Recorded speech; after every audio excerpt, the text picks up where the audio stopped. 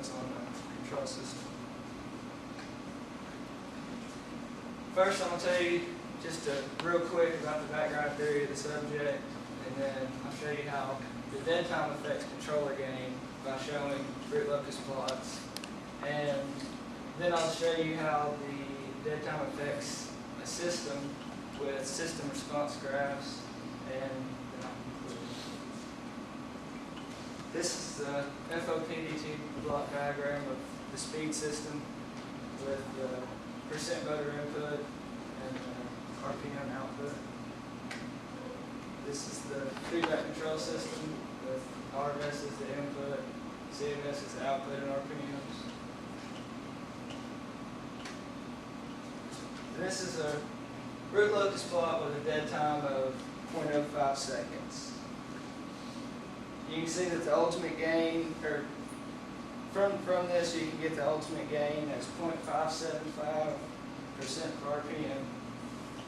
The gain for quarter decay is 0.133, and the critical damping is 0.068. And notice how far the root locus plot goes out to, say, 19.5 on the real axis and up to about 40 on the y-axis.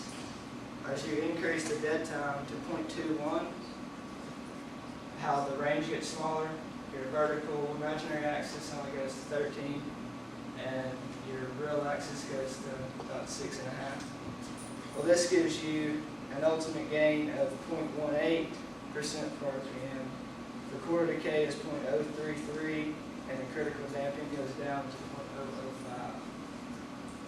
If you increase one more time, it shrinks again. So you have the vertical of about 1.5 and the real axis at about 1.5. Well, this converges your gain's a lot more.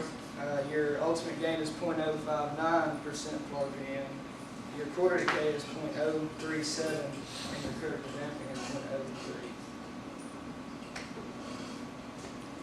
So for all the experiments that we ran, these are the numbers that we ended up getting for the ultimate gain of the controller, quarter decay, and critical damping.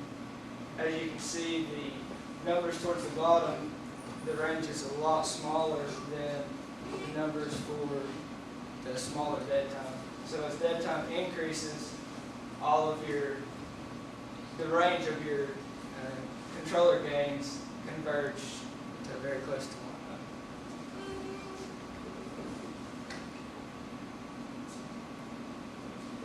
So this is the graph of the data for what the table I just saw you. You can see that the ultimate gain of the controller decreases rapidly, and then it starts to steady out to right around that 0.05 region that you saw previously. The quarter decay decreases rapidly again, and then rises to around 0.04 to probably 0.05 region if you took it out farther.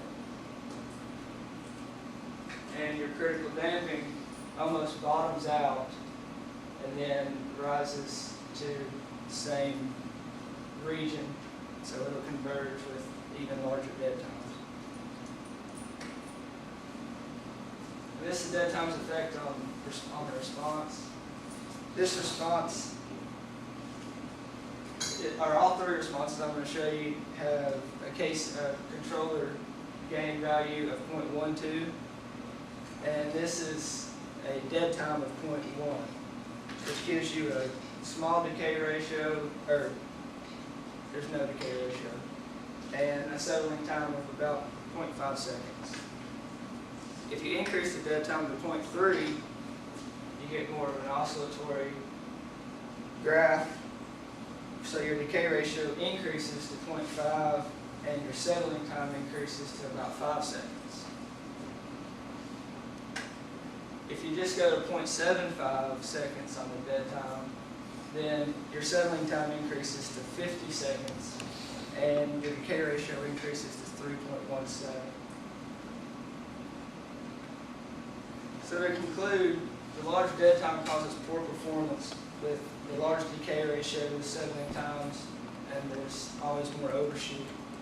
And then your system can only, your gains, the range is a lot smaller, so that you can't control your system quite as well. And with the smaller dead time, you have better performance because it allows your system to have a larger range of controller gain values to work with, and so you have more control of the system.